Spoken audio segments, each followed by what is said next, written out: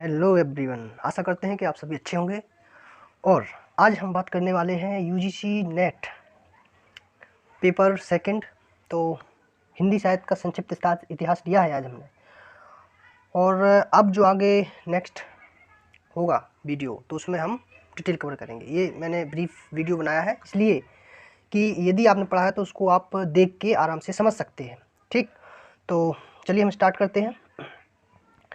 ये Telegram link दी हुई है। आप यदि चाहें तो टेलीग्राम लिंक से जुड़कर मेरे व्हाट्सएप से भी ऐड हो सकते हैं और वहाँ पे स्टडी मटेरियल पा सकते हैं। तो चलते हैं हिंदी साहित्य का इतिहास। हिंदी साहित्य का प्राचीन इतिहास। हिंदी साहित्य इतिहास के आरंभिक काल के नामकरण का प्रश्न विवादास्पद है। ये सब आपको पता ही है कि हमेशा से शुरू से इस पर विवाद रहा है। गियर्सन ने इसको क्या कहा है? चारण काल, मिश्रबंधु कहते हैं प्रारंभिक काल, महावीर प्रसाद द्विवेदी ने बीज वपन काल, शुक्ल ने आदिकाल, वीरगाथा काल, राहुल सांकृत्यायन ने सिद्ध सामंत काल और रामकुमार वर्मा ने संधि काल व चारण काल, हजारी प्रसाद द्विवेदी ने आदिकाल की संज्ञा दी है।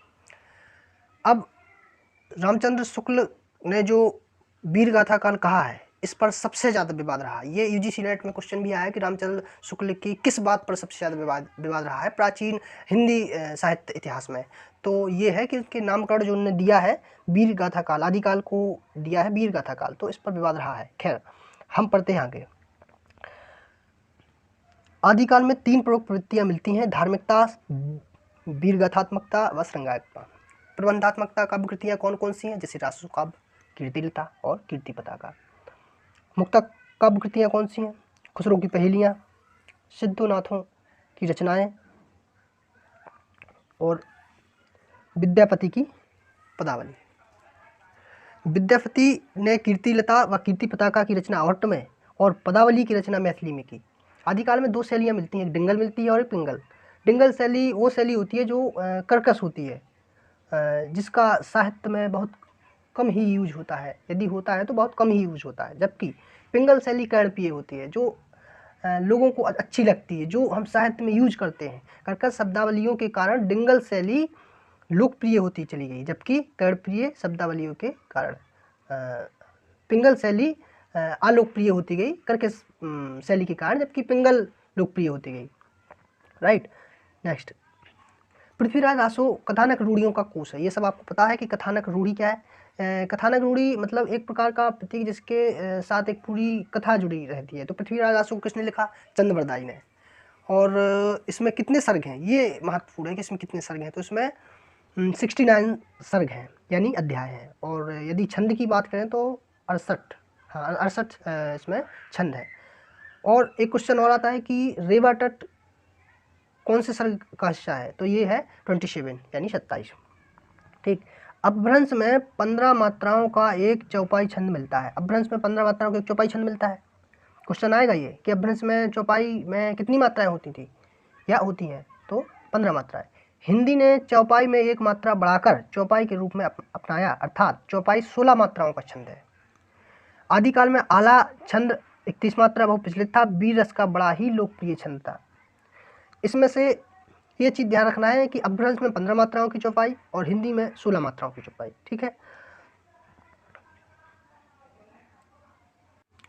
एक बात और कि एक क्वेश्चन आया था केरल सेट में कि दोहा से दोहा करने पर किस भाषा का बोध होता है? तो अपभ्रंश का होता है। राइट, दोहा, रासा, तोमर, नाराज पद्धति, पदझटिका, अरल आदि छंदों का प्रयोग आदिकाल में मिलता है। ठीक है, दोहा, रासा, तोमर, नाराज पद्धति, पदझटिका, अरल आदि छंदों का प्रयोग आदिकाल में मिलता है। चौपाई के साथ दोहा रखने की प्रवृत्ति कड़वक कहलाती है। Very important question. कड़वक का प्रयोग आगे चलकर भक्ति काल में देखने को मिलता है। आप ये सब जानते हैं कि भक्ति काल में दोहा, चौपाई, छंद, रस ये सब रहे हैं। तो इसमें जो पद्धति है दोहा और चौपाई को साथ रखने की, कड़वक शैली कहलाती है। जैसे रामचरितमानस में दोहा चौपाई है तो वो भी कड़वक शैली है। भक्ति काल में जायसी और तुलसी ने किया, यानी इस शैली को जो आगे बढ़ाने का काम किया है वो मुख्य रूप से जायसी और तुलसी ने किया है। अमीर खुसरो को हिंद इस्लामी समन्वित संस्कृति का प्रथम प्रतिनिधि कहा जाता है। अब अमीर खुसरो किसके शिष्य थे? अमीर खुसरो निजामुद्दीन औलिया के शिष्य थे। और इनका जन्म कब हुआ है? इनका जन्म हुआ है 1255। कहीं कहीं 55 मिलता है, कहीं कहीं 53 मिलता है, तो लगभग ये मान के चल रहा है कि 1255-53 हुआ है। एग्जैक्ट डेट तो कभी ऐसा पूछेगा नहीं, यदि पूछेगा तो इस टाइप से वो ऑप्शन भी नहीं देगा, या तो 55 होगा या फिर 53 होगा। ठीक है। अमीर खुसरो की एक बात और है कि अमीर खुसरो किसके शासनकाल में रहे हैं? तो ये किसके शासनकाल में रहे हैं? अलाउद्दीन के शासनकाल में रहे हैं। आदिकालीन साहित्य के 3 सर्वप्रमुख रूप हैं, एक तो सिद्ध साहित्य, एक नाथ साहित्य एवं रासो साहित्य। 3 प्रकार के साहित्य मिलते हैं। सिद्धों द्वारा जनभाषा में लिखित साहित्य को सिद्ध साहित्य कहा गया है। यह साहित्य बौद्ध धर्म के वज्रयान शाखा का प्रचार करने हेतु रचा गया है। देखिए 3 तरह के साहित्य हैं आदिकाल में, सिद्ध साहित्य, नाथ साहित्य और रासो साहित्य। इनका क्रम भी याद रखना है और इनके जो करेक्टरिस्टिक्स हैं वो भी याद रखना है। तो सिद्ध साहित्य बेसिकली ये बौद्ध धर्म से निकल कर आया है। बौद्ध धर्म की जो महायान शाखा है तो उससे जो आगे हुए हैं अनुयायी, तो वो सिद्ध साहित्य में आते हैं और उन्होंने सिद्ध साहित्य जो साहित्य लिखा वो सिद्ध साहित्य है। यह साहित्य बौद्ध धर्म के वज्रयान शाखा के का प्रचार करने हेतु रचा गया। सिद्धों की संख्या 84 मानी जाती है। ये बहुत इंपॉर्टेंट क्वेश्चन है, सिद्धों की संख्या 84 मानी जाती है। तांत्रिक क्रियाओं में आस्था तथा मंत्र द्वारा सिद्धि चाहने के कारण इन्हें सिद्ध कहा गया है।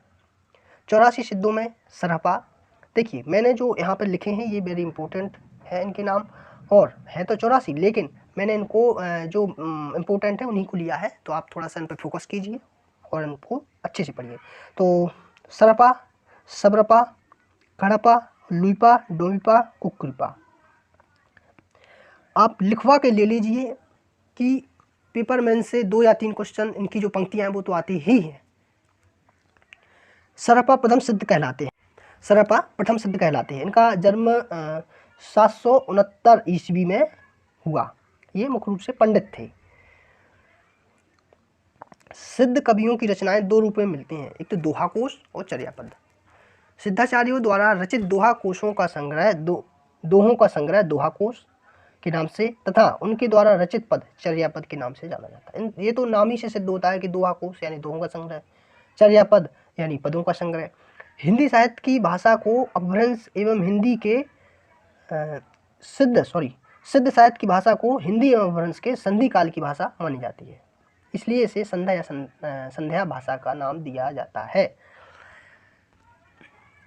हिंदी साहित्य की यदि भाषा पूछी जाए तो ये मुख्य रूप से जो सिद्धों की भाषा रही है वो संध्या या संध्या भाषा है। अब सिद्ध साहित्य बिहार की नालंदा तक्षशिला विद्यापीठ इसके मुख्य अड्डे माने जाते थे। बाद में ये भोट देश चले गए। सिद्धों की रचनाओं का संग्रह महामहोपाध्याय हरप्रसाद शास्त्री ने बांग्ला भाषा में बौद्धगान ओ दोहा के नाम से निकाला। सिद्धों की भाषा में उलटवासी देखने को मिलती है। बरसे कंबल भीगे पानी, सॉरी यहाँ पर गलत टाइप हो गया है, बरसे कंबल भीगे पानी। ये सिद्धों की कुछ महत्वपूर्ण पंक्तियाँ हैं जो आपको बिल्कुल कंठस्थ करना है। छोड़, यहाँ भी मिस्टेक हो गया, छोड़ जाय सो ब्रह्म नारिया, कढ़ापा ने लिखी है। नंबर 2, जही मन पवन न संचरई, इन सहसी नहीं पवेश, और तही व्रत चित्त विषाय करूँ, सरहे कहन पवेश, ये सरहपा की है। घोर अघारे चेदमणि जिम उज्जय करे, और परम महासुख ऐश करे, दुरे अरोस हरे, ये सरहपा की है।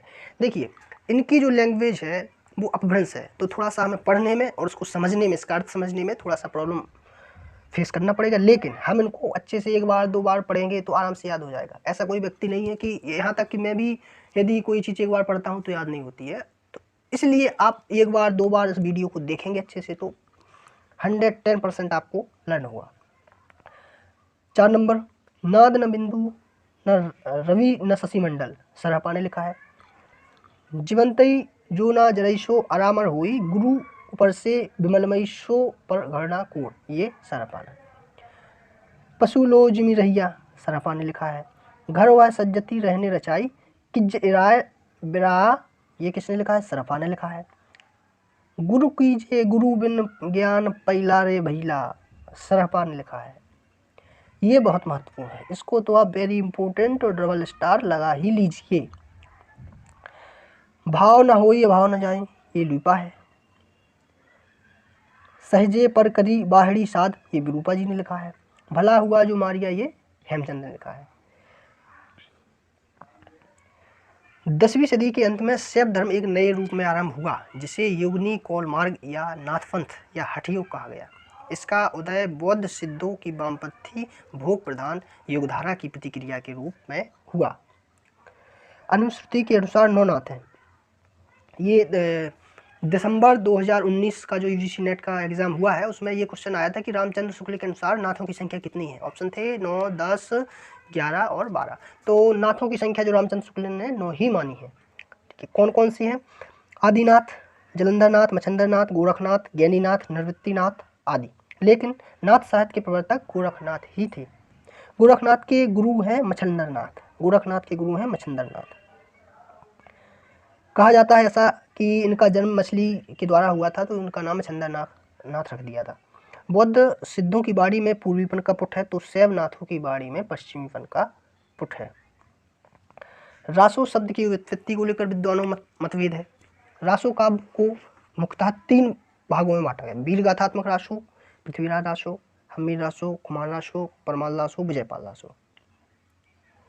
श्रृंगारपरक रासो, बीसलदेव रासो और संदेश रासो। रासक मुंज रासो। तीसरा है धार्मिक व उपदेश मूलक रासो काव्य, उपदेश रसायन रास जो जिनदत्त सूरी ने लिखा है। चंदनवाला रास आसगुनी ने लिखा है। स्थूलीबद्ध रास और भरतेश्वर बाहुबली रास और रेवंतगिरी रास। रेवंतगिरी रास किसने लिखा है? विजय सेन सूरी ने। अब हमने पढ़ा है, ये जो शॉर्ट में नोट्स पढ़ा है, अब हम इसके क्वेश्चन लगा लेते हैं। हिंदी साहित्य के आरंभिक काल को आचार्य रामचंद्र शुक्ल ने क्या कहा है? तो रामचंद्र, इसका सही आंसर है वीरगाथा काल। इस पर सबसे ज़्यादा विवाद भी रहा है। मैंने आपको पहले ही बता दिया है कि वीरगाथा काल पर जो रामचंद्र शुक्ल जी ने नाम दिया है कि इस पर विवाद रहा है। हजारी प्रसाद आदिकाल कौन कहते हैं? हजारी प्रसाद द्विवेदी। चारण काल रामकुमार वर्मा और सिद्ध सामंत काल राहुल सांकृत्यायन कहते हैं। ठीक, नेक्स्ट, वीरगाथा काल का कवि नहीं है। कौन सा वीरगाथा काल का कवि नहीं है? चंद्रवरदाई बिल्कुल है। नामदेव ये नहीं है क्योंकि ये भक्ति काल के हैं। जगनेक बिल्कुल, और मधुकर ये। नेक्स्ट, वीरगाथा काल के सर्वश्रेष्ठ कवि माने जाते हैं। वीरगाथा काल के सर्वश्रेष्ठ कवि कौन माने जाते हैं? इसका सही आंसर है चंद्रवरदाई। नेक्स्ट, पृथ्वीराज रासो के रचनाकार कौन है? चंद्रवरदाई। चंद्रवरदाई पृथ्वीराज रासो जो महाकाव्य है उसके रचनाकार हैं। इसमें बताया है मैंने पहले ही कि 69 सर्ग हैं। 69 सर्ग हैं। पृथ्वीराज रासो की प्रमाणिकता को लेकर भी विवाद रहा है। कई लेखक इन्हें प्रमाणिक मानते हैं, कई अर्ध प्रमाणिक मानते हैं और कई अप्रमाणित मानते हैं। तो इससे भी क्वेश्चन बन जाता है। तो हम देखते हैं कि जिन्होंने प्रमाणित माना है वो कौन कौन से कवि है। इसकी मैंने एक शॉर्ट ट्रिक बनाई है। प्रमाण लेके श्याम मोहन मिस करेंगे, श्याम मोहे मिस करेंगे। प्रमाण लेके श्याम मोहे मिस करेंगे। तो प्रमाण लेके मतलब जो प्रमाणित मानते हैं, श्याम सुंदर दास, मोहे मोहनलाल विष्णुलाल पांड्या, मिस करेंगे मिश्रबंधु, करेंगे कर्नल टॉड।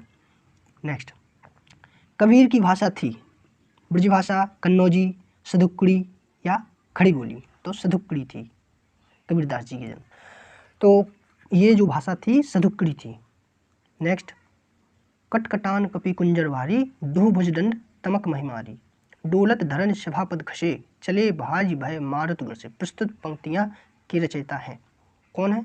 ये आपको पता होगा, ये तुलसीदास। ये तो बहुत फेमस पंक्ति हैं और एक कई बार आ चुकी है। कई बार जो BA का सिलेबस है, MA का सिलेबस है, उसमें ये है पंक्तियाँ। नेक्स्ट देखते हैं, नयन जो देखा कमल सा, निर्मल नीर शरीर, हंसद जो देखा हंस भा, दसन ज्योति नग हीर। प्रस्तुत पंक्ति के रचनाकार हैं। इसके रचनाकार तुलसीदास, जयशंकर प्रसाद, जायसी, कबीरदास। तो इसका सही आंसर है जायसी, मलिक मोहम्मद जायसी। नेक्स्ट, शिवा बावनी के रचनाकार कौन है? पद्माकर, भूषण, केशवदास, जगनिक। तो इसके सही आंसर है इसका भूषण। नेक्स्ट, नर की और नल नीर की गति एक करियो, जे तो नीचो है चले ते तो ऊंचो हो। प्रस्तुत पंक्तियां के रचनाकार कौन है? तुलसीदास, महावीर प्रसाद द्विवेदी, बिहारी लाल, केशवदास। इसका सही आंसर है सी, बिहारी लाल। ओके, एक क्वेश्चन और, सखी भी मुझसे, लास्ट क्वेश्चन, सखी भी मुझसे कहकर जाते, प्रस्तुत पंक्तियों के रचयिता कौन है? आगे मैथिली षडगोप्त, हरिओध, जयशंकर प्रसाद। तो कौन है इसके? मैथिली षडगोप्त। ये यशोधरा की पंक्तियाँ हैं, यशोधरा जिसकी रचना 1933 में की गई थी। तो हमारा आज का लेक्चर हुआ ख़त्म। तो ओके।